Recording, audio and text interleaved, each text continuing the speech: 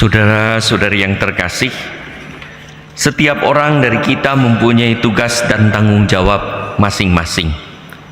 Ada orang yang merasa begitu berat memikulnya dan menganggap sebagai beban. Ada juga orang yang merasa ringan dan dengan riang mewujudkan tugas dan tanggung jawabnya sebagai perwujudan dari kasih. Teristimewa pada orang-orang yang berada di bawah tanggung jawabnya.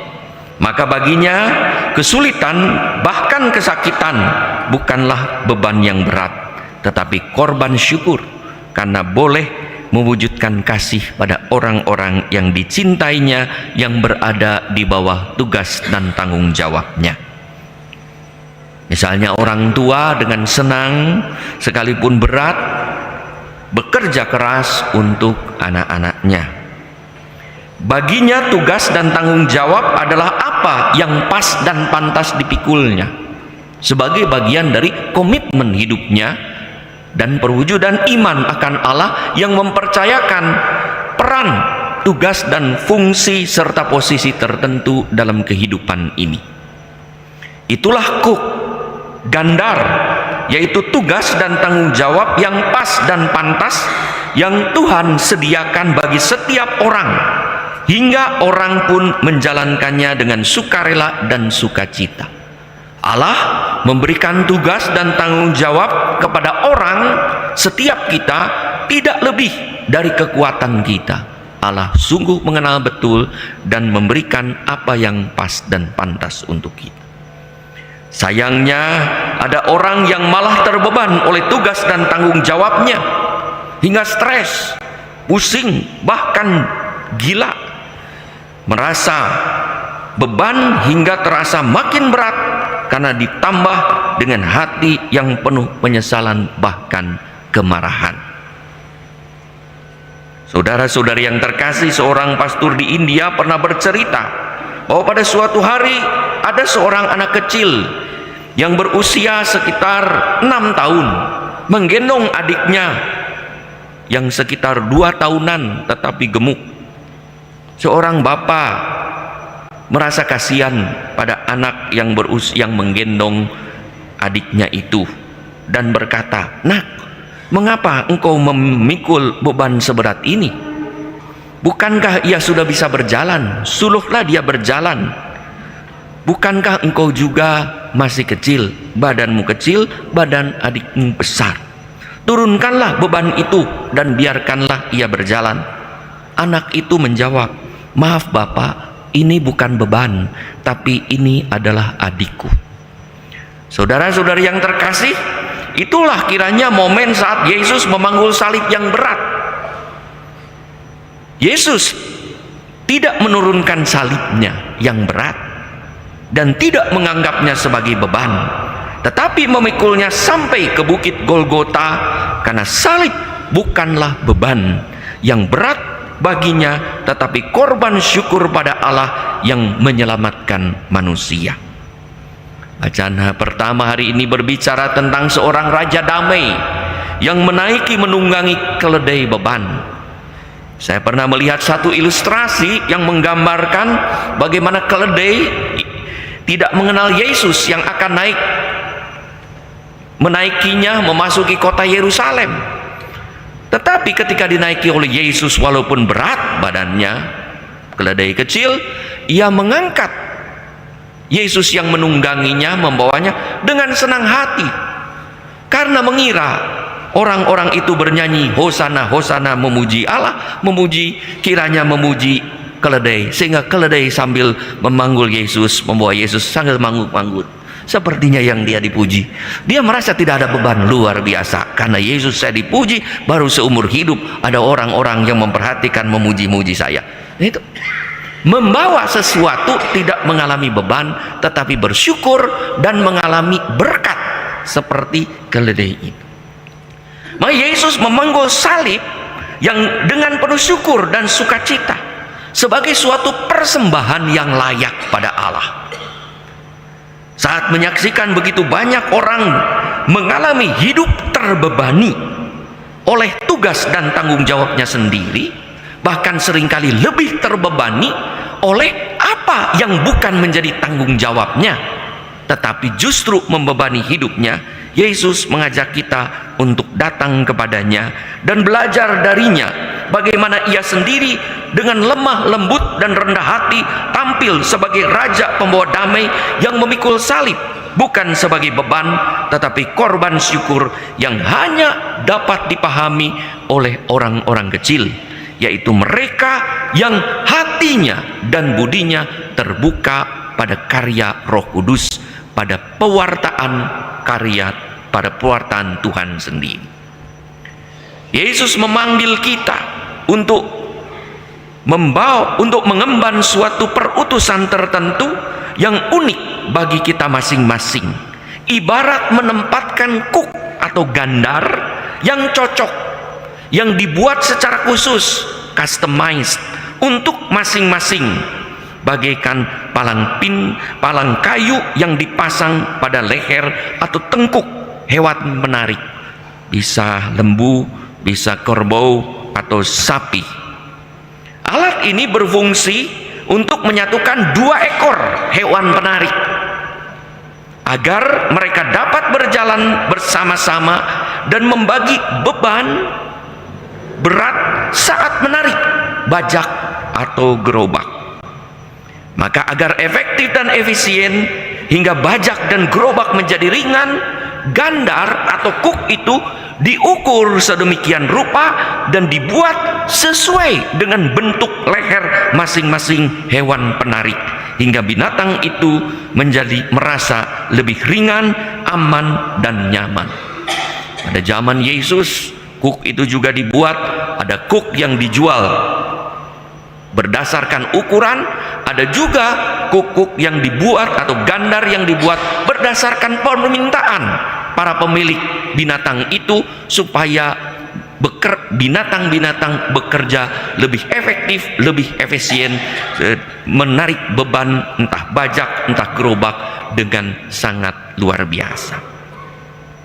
Lebih dari itu, Yesus juga mengajak kita untuk tidak membawa gerobak tugas atau menarik bajak tanggung jawab sendiri hingga kita merasa berat, tetapi membawanya dengan Yesus yang rela menjadi teman, partner dalam memikul tugas dan tanggung jawab, hingga seberat apapun tugas dan tanggung jawab kita menjadi ringan.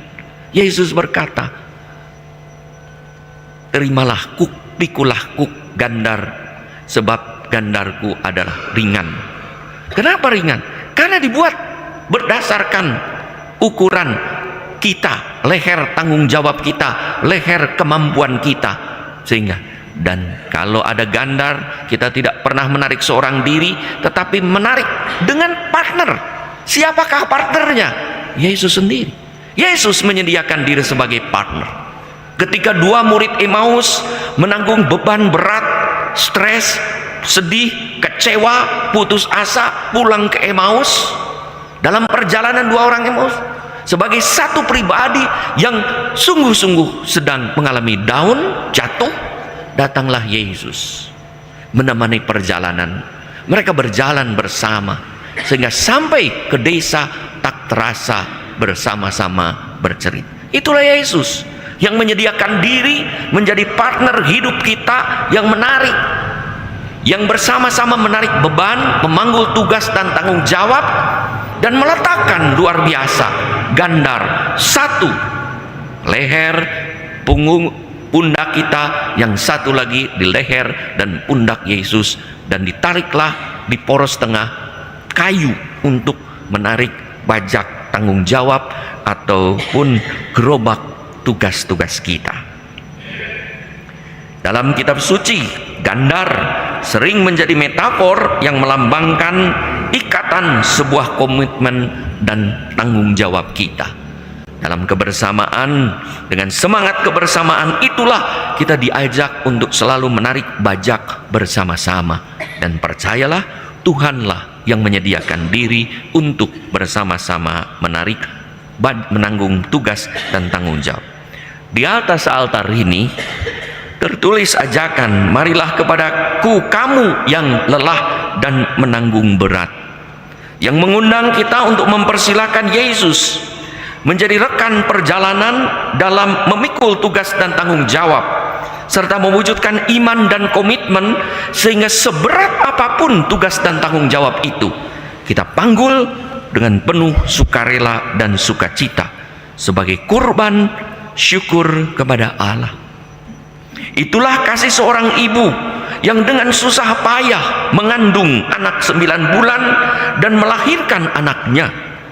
Itulah juga kasih seorang ayah yang bekerja keras demi keluarganya. Itulah kasih seorang sahabat yang mati-matian membantu temannya yang sedang berada dalam kesusahan. Itulah Tuhan yang selalu hadir di tengah perjalanan kita ketika kita mengalami kesulitan melalui bantuan-bantuan orang lain. Lebih dari itu, Tuhan juga mengajak, janganlah mengangkat beban yang tidak perlu. Pernah pada suatu hari saya melihat ketika check-in ada orang yang membawa bagasi overweight dan dia harus membayar yang luar biasa, tapi dia tidak mau, akhirnya disuruh mengeluarkan. Dan ketika mengeluarkan, saya melihat ternyata ada botol minuman plastik yang luar biasa, 1,5 liter, beberapa botol dimasukkan ke sana untuk bekal perjalanan entah di mana. Akhirnya dikeluarkan dan ditinggal hingga beban itu sampai. Kadang-kadang kita membawa beban yang tidak berat. Anak-anak sekolah membawa ransel yang berat-berat. Apakah semua itu digunakan? Kita membawa barang-barang yang kadang-kadang tidak digunakan, dibawa kemana-mana, tidak dipakai juga. Itulah kadang-kadang kita membawa sesuatu yang tidak kita butuhkan, yang tidak diperlukan, malah memberatkan hidup kita, mengganggu perjalanan kita. Seorang yang overthinking, yang selalu merasa berpikiran negatif, yang sebetulnya tidak terjadi apa-apa dan berpikiran negatif, itu menjadi beban yang sebetulnya bukanlah beban yang harus kita tanggung. Saudara-saudari yang terkasih, Allah memberikan tugas dan tanggung jawab sekali lagi yang pas dan pantas untuk masing-masing kita. Sepertinya Yesus itu adalah tukang kayu yang selalu menyediakan diri untuk membuat gandar sesuai dengan pesanan. Seperti seorang penjahit yang membuatkan baju seperti apa yang badan kita. Kita bisa membeli baju berdasarkan ukuran S, M, X, XXX, XXX, dan ada yang X-nya lagi lebih banyak, ada. Tapi ada juga yang customize, yang lebih nyaman untuk kita. Nah, Tuhan itu memberikan tugas dan tanggung jawab kepada kita, customize, apa yang cocok, apa yang sesuai dengan kita.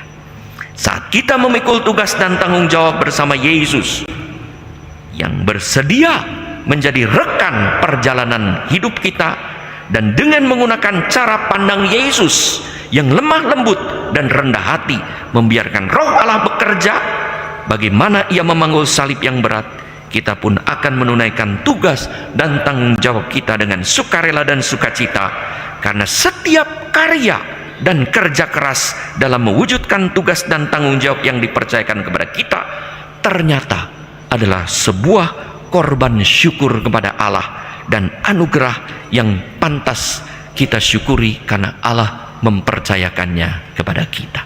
Mari kita persilahkan datang kepada Yesus yang mengundang kita untuk menjadikan Yesus partner hidup dan menggunakan cara pandang Yesus dalam menunaikan tugas dan tanggung jawab, sehingga setiap tugas dan tanggung jawab kita wujudkan dengan penuh sukacita, bukan sebagai beban tetapi sebagai korban syukur pada Allah.